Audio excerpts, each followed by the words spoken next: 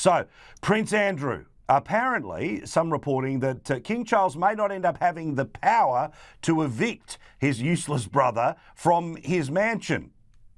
Well, Paul, hello to you. I mean, listen, this story is rumbling on, and it's becoming quite uncomfortable territory for the king because, we come back a little bit. It was all about whether Harry and Meghan had to give up their Frogmore Cottage abode in Windsor, whether Prince Andrew was going to be allowed to stay in his 30-room mansion on the estate, whether William and Kate were going to be moving into that. It was a bit of a sort of a musical chairs version of the houses going on within the Windsor set. But listen, the issue is whether Prince Andrew wants to leave or not. And he's pretty much made his position very clear. He doesn't want to leave, whether the king can evict him or not. I think he's been making those noises that he wanted Andrew to leave so he could move into Harry and Meghan's former cottage. And he pretty much has said he doesn't want to. So he signed a 75-year lease way back in the early 2000s. Now, if he doesn't want to leave, he's not going to leave. And that's pretty much what is going on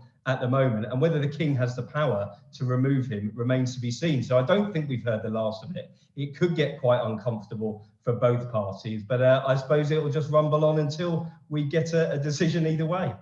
See, it's funny that you just mentioned the 75-year lease, because that's the first time I've ever heard that. My assumption was that all of these things were essentially sort of ongoing gifts from the monarch. But if there's a piece of paper that says, I, monarch, say you can do this for 75 years, even if the monarch dies, you can't go back on a contract, can you? Well, my understanding is the contract was essentially signed with the Crown Estate, and therefore it wasn't sort of the monarch's head on the contract that was signed. Now, of course, if it was, you would imagine that the king would have accountability for that, and he could be the one to say, listen, you're no longer welcome within that residence anymore. You're out. Here's another one for you. I mean, it has been said from the king's spokespeople that he's not going to turf his brother out. He's not going to find him homeless or penniless. But what on earth is going to happen to Prince Andrew? He's pretty much in a situation where he's been forcibly retired because of his fall from grace, his disgrace involved in that sexual abuse scandal, which has been well publicised.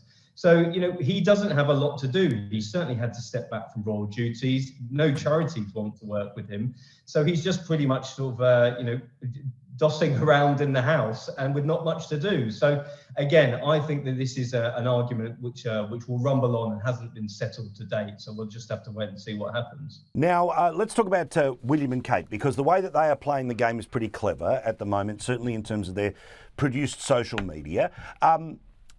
But what do you think is their next play? How do they make sure that they can actually connect to the next generation? Because one of the great difficulties for the king is trying to work out how this all exists in the 21st century as opposed to the reverence that had all been there for his mother. But the real challenge seems to be for the next monarch after that may be decades down the line, about how you remain relevant.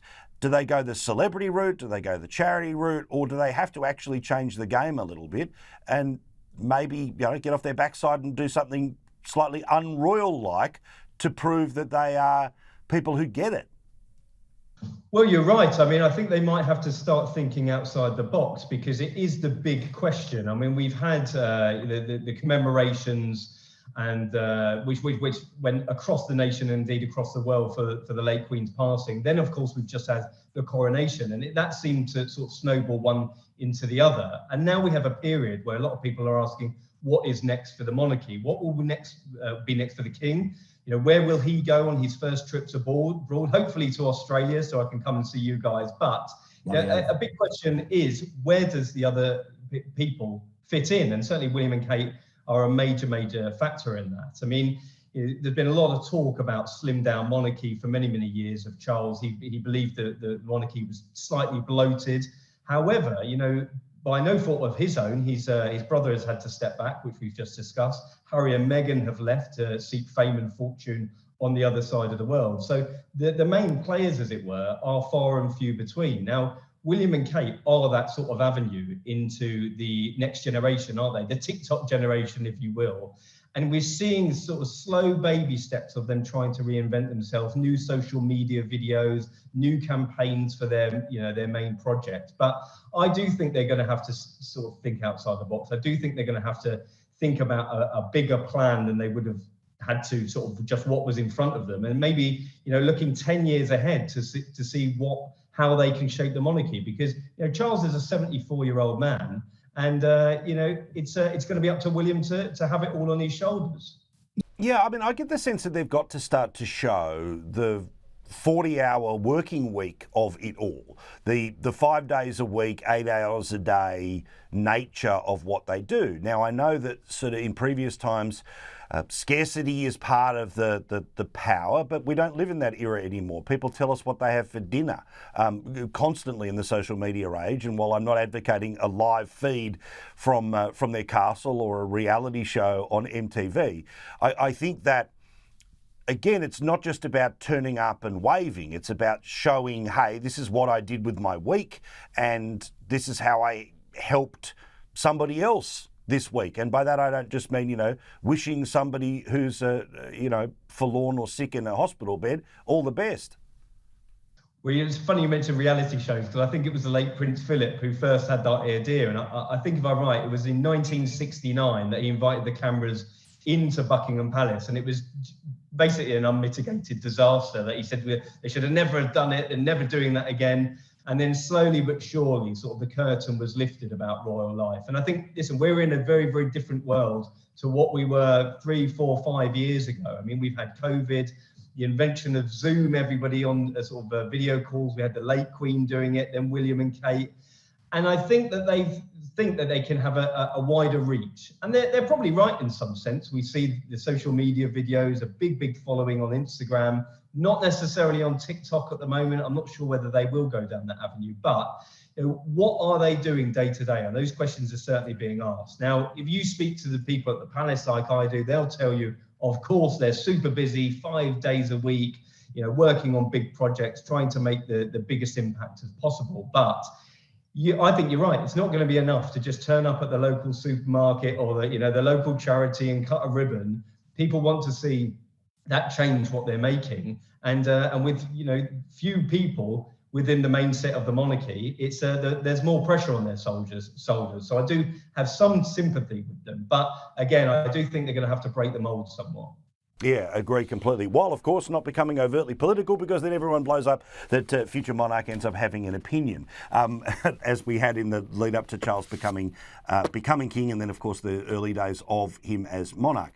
Now, let's talk about Prince Harry, because he's had a disappointment from his perspective out of the courts. He wanted the British taxpayer to help provide him with security, or even to be able to pay for the use of police whenever he turns up in the UK. But it seems, of course, that according to his own statements, the problems are outside of the UK. So not only did he lose the case, but he kind of lost the point of the case before he even got into the courtroom for the final time. Well, it's a bit of a muddle, to be honest. And this is the latest run in Prince Harry's court actions with the British government. He has basically lost the latest one, which is a judge has ruled that he can go no further with his application to pay for British police officers when in the UK. And this stems from his court action that he brought against the Home Office to when they stripped him of his taxpayer-funded security, because he's no longer a working royal. And when that did happen, those rights got stripped away from him. So, this is, again, a long-running saga for Harry. And I don't know where it ends for him, because there's many court cases going on. We've seen him in the UK at a one against a newspaper. He's taking the British government to court, and I don't see an end at the moment for him. But very, very interesting, I saw during the week about Princess Anne's, relationship with him. We saw Princess Anne sat next to him on the same row during the King's coronation, and pretty much she's one of his only allies left at the moment. And it's a pretty sad situation for Harry, because he's stuck over in the States. He feels he can't come back to the UK. He can't travel because he doesn't feel safe. And very, very quick trip for the King's coronation, about 24 hours in and out. Didn't spend time with his dad or the rest of his family. So you know, your guess is as good as mine where that relationship goes at the moment. That reporting around Anne is the assumption that because she hasn't said something nasty, she therefore is, one of the final connections, or is there some suggestion that there is contact still happening?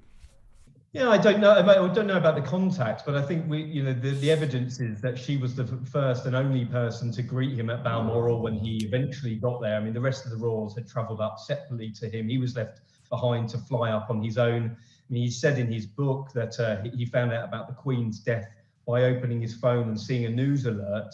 Then when he got to the castle, she took him up to pay his final respects.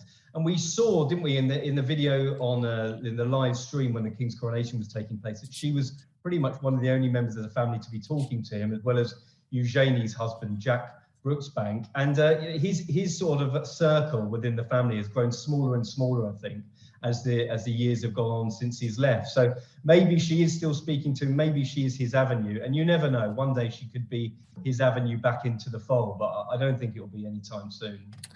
Best family WhatsApp ever, the Windsors. One day, Russell Myers will crack it open, we'll read about it in the Mirror, and we'll talk about it here on Sky News. All the best, mate. Talk soon.